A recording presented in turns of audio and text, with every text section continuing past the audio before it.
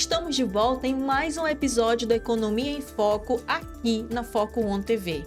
Convido você a participar conosco até o final, também curtir o nosso canal na Foco One TV no YouTube e fazer parte dos nossos mais de 11 mil inscritos.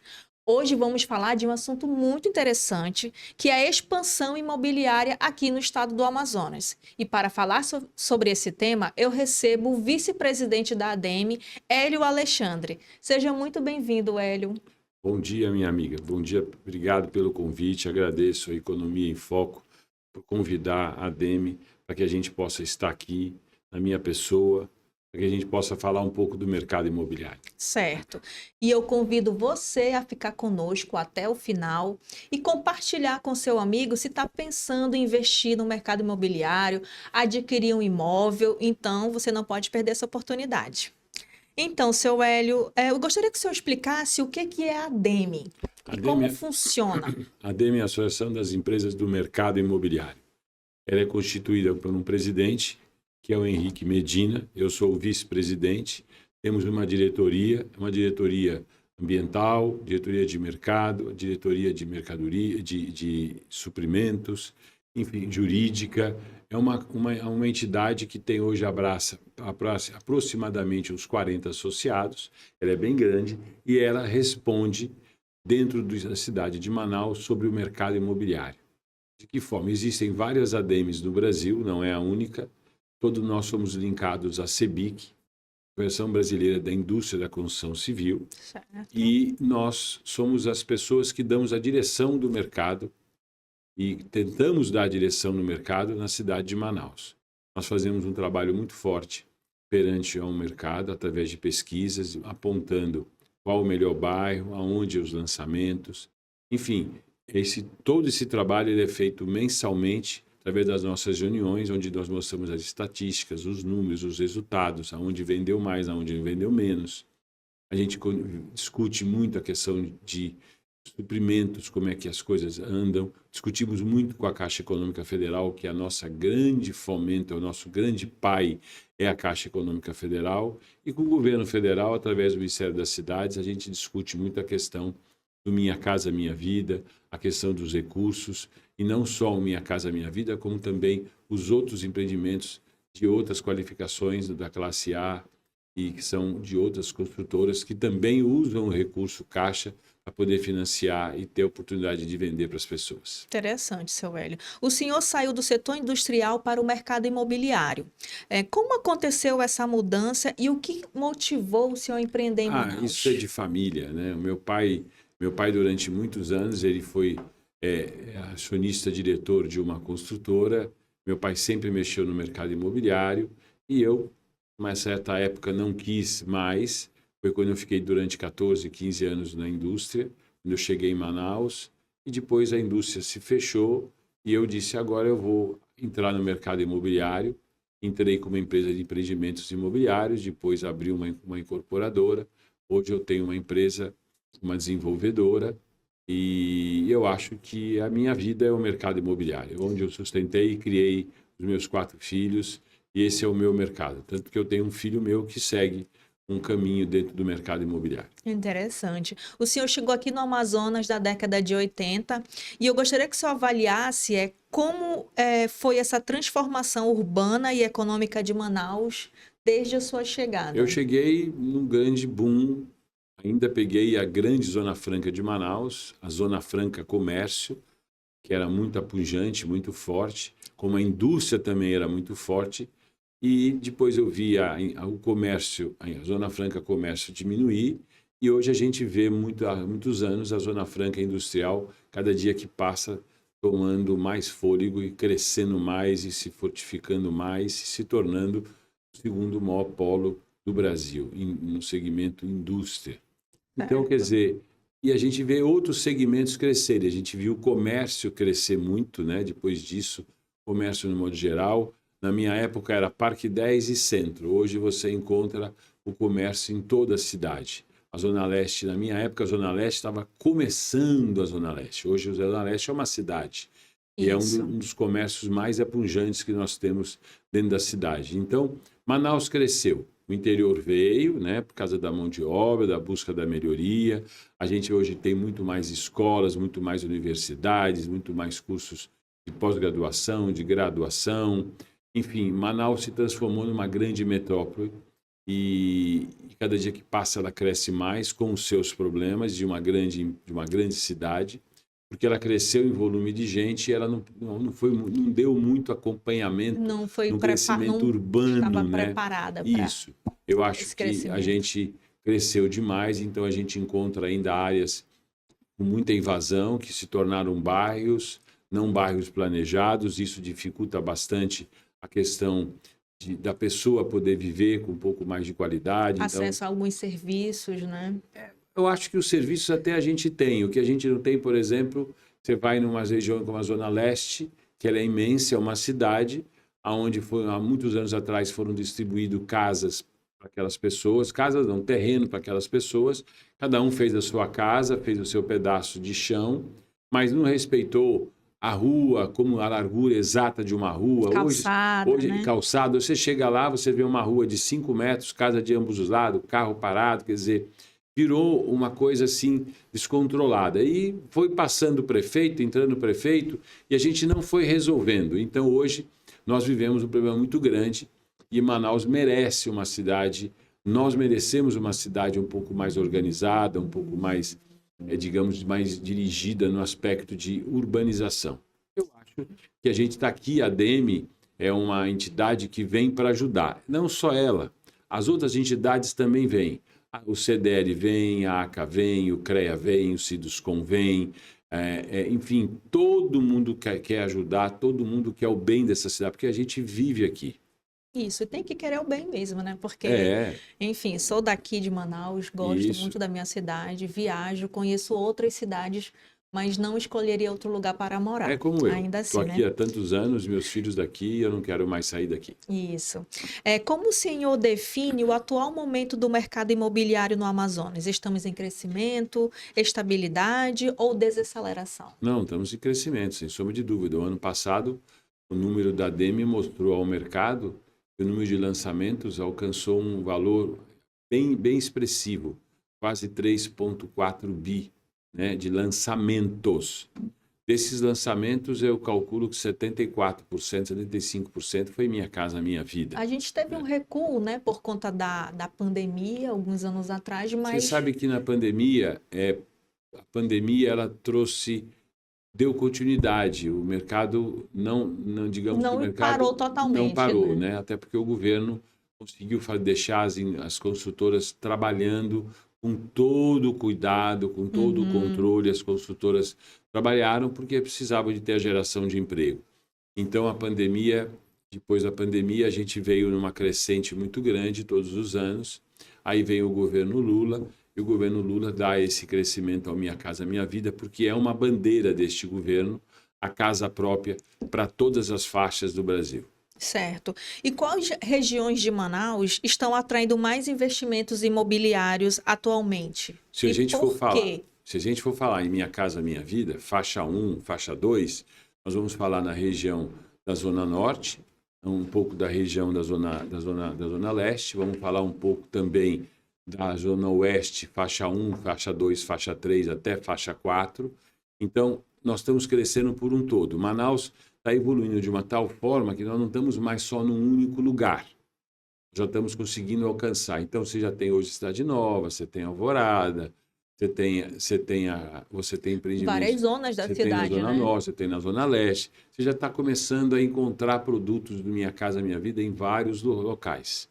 Você também está encontrando produtos fora o Minha Casa Minha Vida e sempre nos bairros onde você já alcança já um outro patamar, que é Adrianópolis, Morada do Sol, onde vocês estão, vem crescendo dia a dia o crescimento imobiliário aqui nessa região. É uma região extremamente com muito potencial de moradia, e você vê que vem lançando muitos prédios aqui em volta da onde vocês estão, na Morada do Sol. Também é um bairro muito procurado, como é o Vieira Alves, como é o bairro da Adrianópolis. Também o bairro da Torquato, também é o Parque 10, Parque das Laranjeiras, Vila das Torres, tem muita procura no mercado imobiliário. O mercado imobiliário mudou muito nos últimos anos, senhor Hélio, e como é que está o perfil desse comprador amazonense? O mercado mudou. Mudou porque o acesso do crédito ficou mais fácil, né? Hoje você tem, vou dar para você um exemplo, você tem juros na região norte de 4 a 4,5% ao ano, na faixa 1.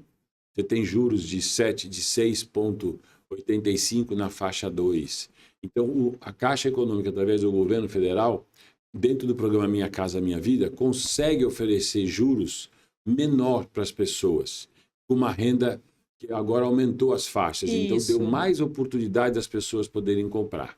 Então, eu acho que com esse impulso que o governo federal deu, né, e que as pessoas têm condições de comprar, a tendência nacionalmente é se vender mais Minha Casa Minha Vida, porque os juros estão menores e as rendas aumentaram dentro das faixas. Eu vi uma reportagem recentemente, né, que o presidente ele lançou esse programa. Em algumas localidades ainda assim não tinha aquele apelo ainda, não sei, que as pessoas ainda estão, né, segurando um pouco as compras, mas como é que o senhor avalia o Minha Casa e Minha Vida aqui no Amazonas e qual o impacto real desse programa aqui? Que o senhor falou que a Olha, gente tem obras em todas as zonas da cidade, sem né? sombra de dúvida. Minha Casa Minha Vida no Amazonas é uma questão de renda. Nossa renda no Amazonas é uma renda de 5 mil. Então, a procura das pessoas por ter essa renda familiar, 5 mil, 7 mil, 10 mil, até um pouco menos, 2.800, 3.200, é onde a Minha Casa Minha Vida atua muito bem. Então, a oportunidade das pessoas poderem comprar os seus apartamentos é muito grande. Então, muitas pessoas que têm essa renda familiar, pessoas que trabalham no distrito, que trabalham no comércio, empresas de logística, elas estão tendo muito acesso hoje ao financiamento. Até porque quando você usa o seu FGTS, você tem um subsídio também do FGTS.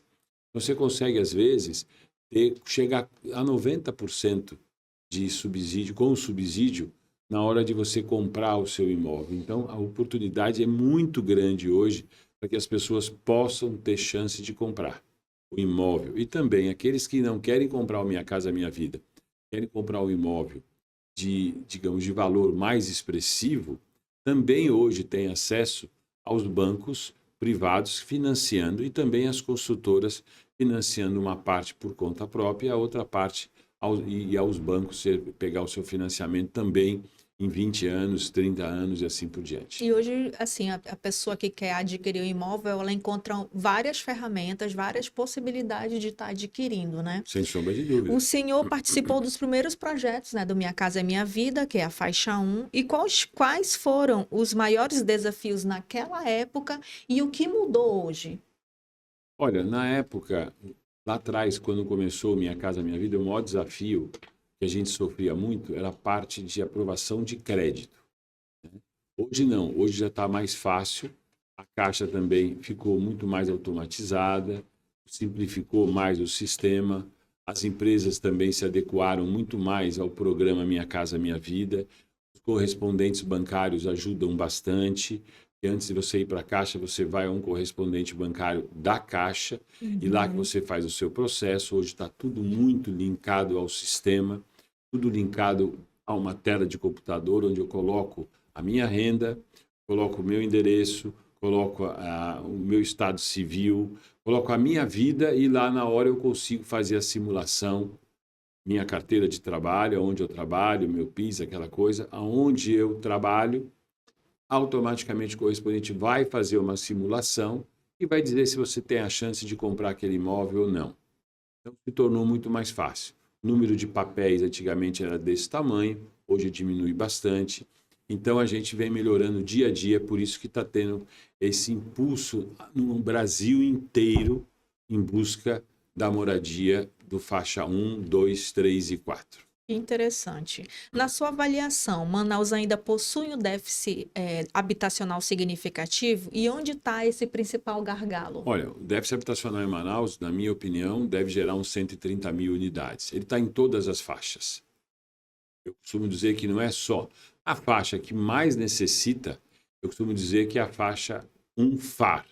É onde aqueles imóveis que o governo federal é que constrói e dá para os municípios e para o Estado fazer a escolha do técnico social e dá para as pessoas que moram em situações mais vulneráveis. Então, com essas chuvas, muitas pessoas ficaram sem casas, poderão ter chance. Manaus recebeu uma cota muito elevada o ano passado, também recebeu esse ano. As prefeituras e o Estado estão fazendo muita força para que peguem esses recursos do governo federal e possam fazer apartamentos para que possa acontecer, tanto na capital como no interior.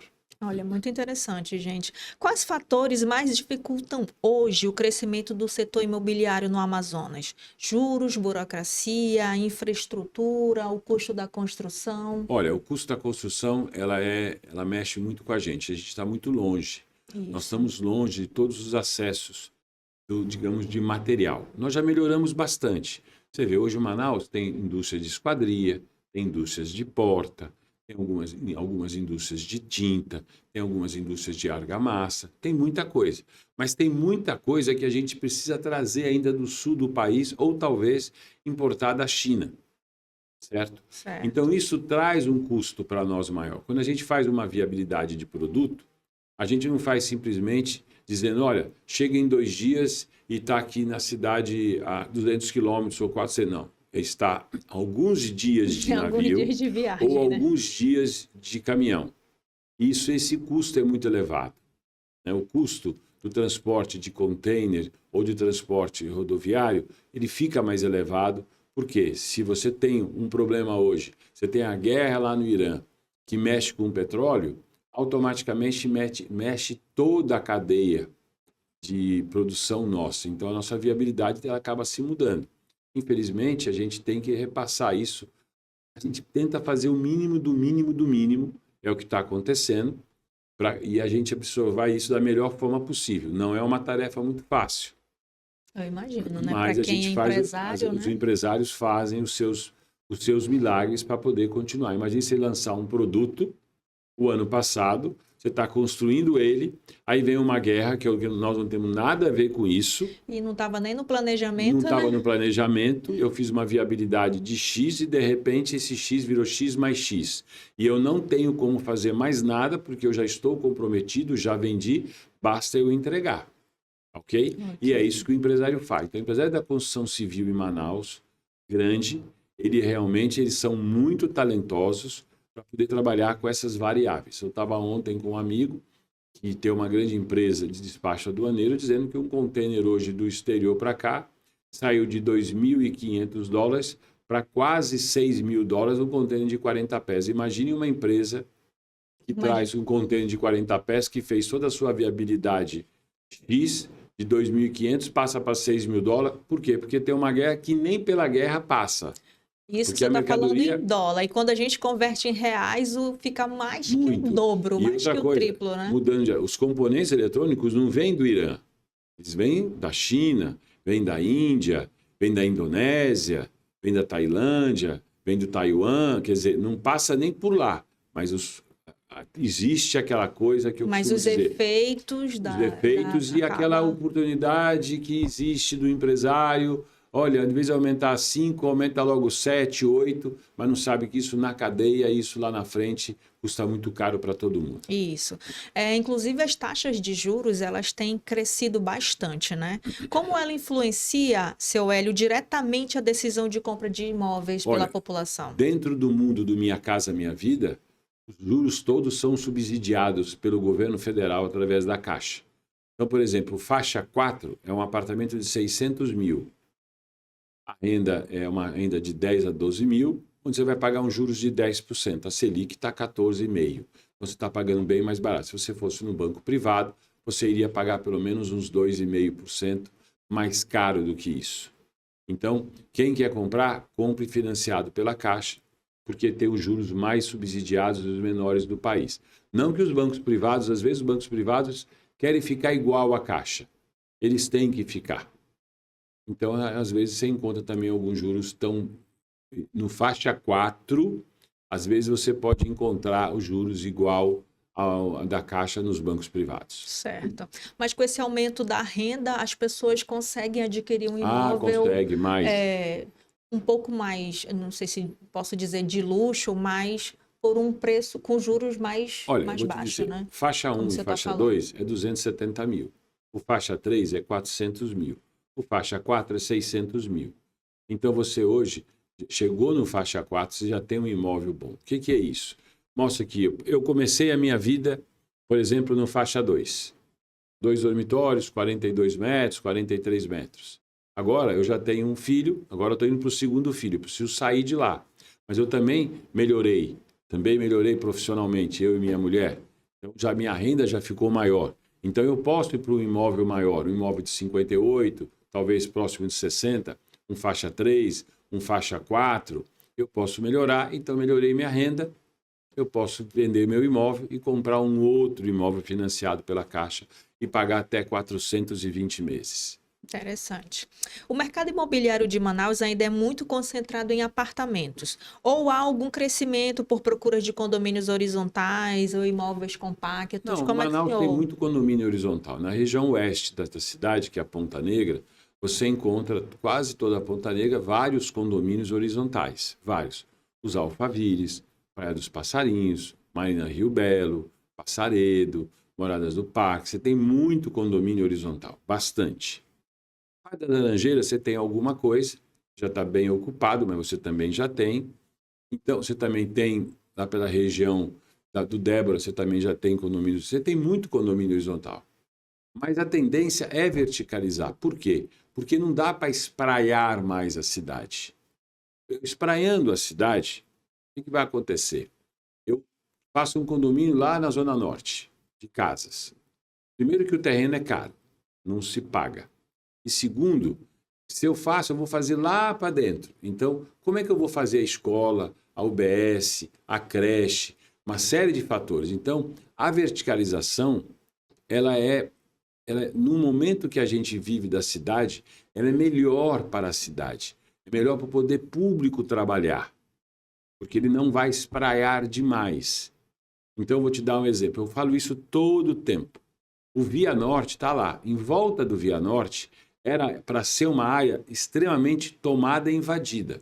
Hoje ela é toda ocupada pela direcional, com vários empreendimentos de 40, 42 metros, 40 metros. Todos vendidos. E vem crescendo dia a dia.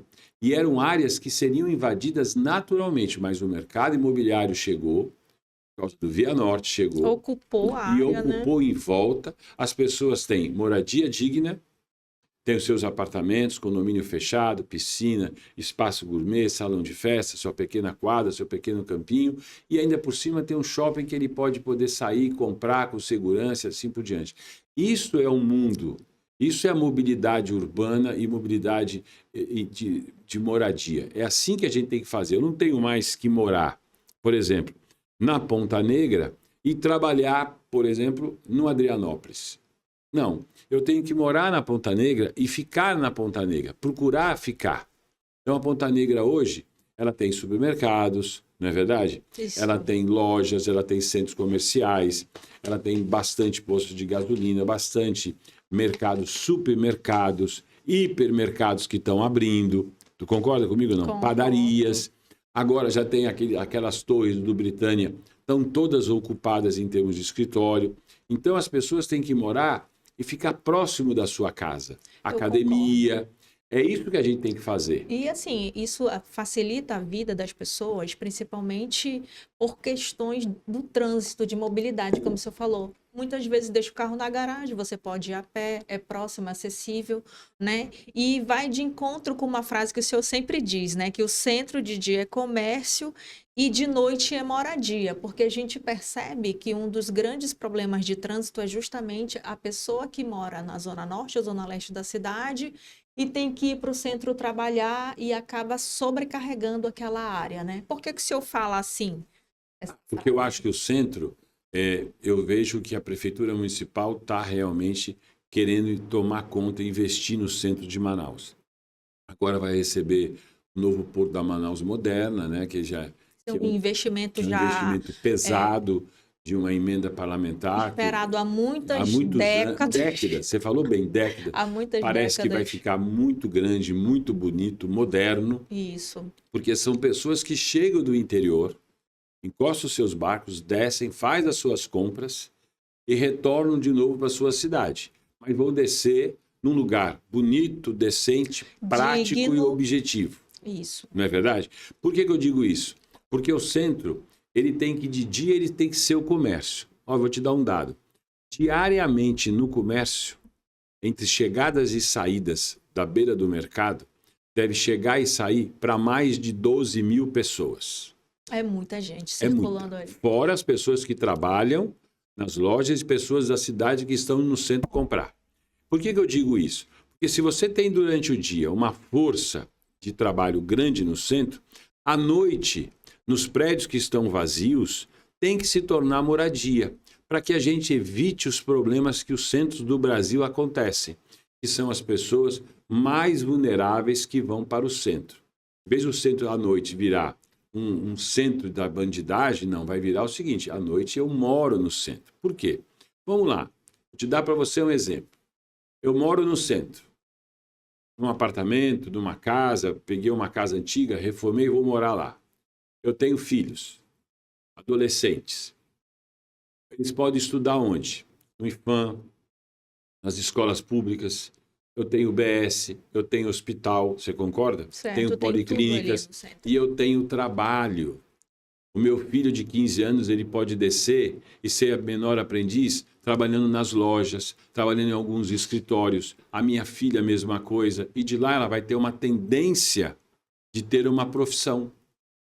Se eu trabalho numa loja e me identifiquei, eu posso ser um administrador, posso ser um contador, posso ser um figurinista de uma loja, pode ser vitrinista, posso ser um bom vendedor. E no futuro eu posso ter minha loja. Seu Hélio, essa questão da moradia no centro já está virando uma realidade? Porque isso é uma discussão que já vinha sendo travada já há muitos anos atrás. E isso é algo que realmente tanto as entidades de classe quanto os próprios comerciantes defendiam bastante, né? E eu mesma, como jornalista, eu já cobri várias matérias em relação a isso, em relação a esses pedidos, né? Principalmente pelos prédios que eram públicos e foram abandonados, assim, foram, como eu posso dizer, deixados porque foi para outro canto, para outro local, e hoje isso já é uma realidade? Eu digo para você que nós estamos chegando muito próximo dessa tendência. Não só pela iniciativa privada, mas também pelo poder público. Acho que logo, logo terá um prédio que vai ser um retrofit do governo federal, que vai tornar moradia, para que as pessoas possam lá morar. Isso possa servir de exemplo para que outras casas ou outros prédios também. Que eu vejo que algum poder público fala que quer ocupar prédios, por exemplo, a SPU, que toma conta desses prédios, já doou algum desses prédios para o Estado e para os municípios. Tem um prédio que foi doado para o Estado para fazer um projeto de moradia junto com o governo federal. Outro foi doado para a Secretaria, se não me engano, de Cultura do Estado para fazer uma base lá deles. Acho que um outro prédio, a Prefeitura está requisitando para tentar levar para esse prédio uma base de secretarias do município para lá, só vão definir a questão de garagem. E eu acho que é dessa forma que o centro vai tomar novamente a força. E não acho que não está muito difícil, mas não é fácil. Mais longe já esteve, mais né? longe já esteve, opa, sem sombra de dúvida. O prefeito está tomando atitude em cima disso aí. Falando de prefeitura, eu gostaria que o senhor avaliasse como está o novo plano diretor. O senhor acha que isso vai realmente trazer uma certa melhoria para o setor do imobiliário? Vai, o plano diretor não vai só trazer para o plano imobiliário, para o mercado imobiliário, vai trazer para todos os segmentos da economia. Comércio, mercado imobiliário, serviços. Por isso que depois de 10 anos vai se fazer um novo plano. A cada 10 anos tem que fazer uma reforma do plano. 10 anos é muito tempo. Acho que o plano, na minha opinião, tem que receber uma reforma de 5 em 5 anos, porque as coisas crescem muito rápido. E às vezes você vê que coisas acontecem Rio, São Paulo, boas, que a gente pode copiar para cá, o Nordeste que a gente pode copiar para cá. Então esse novo plano diretor foi feito uma proposta por todas as entidades de classe, inclusive pela ADEME, juntou todo mundo, foi um trabalho muito belo, foi feito pela Cristiane Souto Maior, que é uma arquiteta e urbanista, que desenvolveu isso através da ADEME com as entidades todas. onde fizemos várias reuniões e discutimos propostas para a cidade de Manaus. Isso já foi encaminhado ao prefeito Renato. Eu tenho certeza que o prefeito, até o mês de julho, dará uma solução para que esse plano seja colocado em prática e possa melhorar. Isso não vai dizer que eu vou proibir isso ou proibir aquilo. Não. Ele vai dizer o seguinte: o bairro tal pode ter crescimento imobiliário, pode ter crescimento comercial, ele vai mexer um pouco na mobilidade urbana da cidade, vai ver quais são os vetores de crescimento da cidade. Enfim, o plano veio mostrando isso para cada segmento. Por isso que sentou CDL, Abrazel, CREA, ACA, Sinduscom, ADEME, Associação dos Arquitetos, todo mundo sentou na mesa. E cada um pontuando a sua área. A sua necessidade colocou, e a Cristiane Souto Maior, que é a nossa diretora, ela fez um trabalho brilhante e apresentamos isso através do nosso presidente, apresentamos isso ao prefeito Renato. Legal, seu Hélio. Como é que o papel, qual é o papel da ADEME nesse fortalecimento do mercado imobiliário? Ele é todo. A gente vive isso, a gente toma café, almoça e janta mercado imobiliário. Então, a gente busca a melhoria do mercado, mas antes de buscar a melhoria do mercado para nós, a gente tem que buscar para a cidade. Então, costumo dizer o seguinte: as incorporadoras, os incorporadores e as construtoras, eles são os mais interessados em fazer as coisas melhores possíveis. Então, antes de a gente fazer um empreendimento, a gente não é só a viabilidade de fazer ele na arquitetura, na construção, não. A gente pensa o impacto que ele pode trazer, positivo e negativo. Isso já vai para a mesa hoje. Por quê? Porque a gente também não quer fazer um empreendimento que vai atrapalhar ou vai prejudicar alguma região que está lá.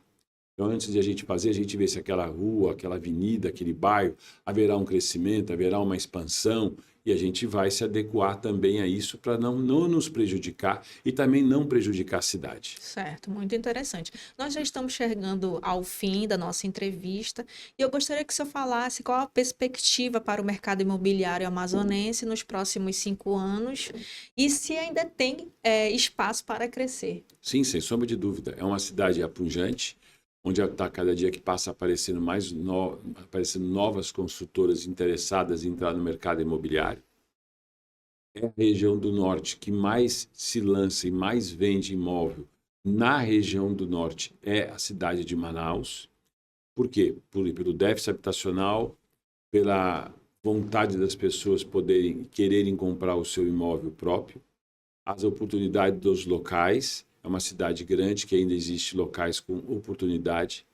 E eu acho que a gente vem num crescimento muito grande e acho que a gente vai continuar nos próximos 5 anos, continuar crescendo. Vamos crescer como crescemos o ano passado? Não sei.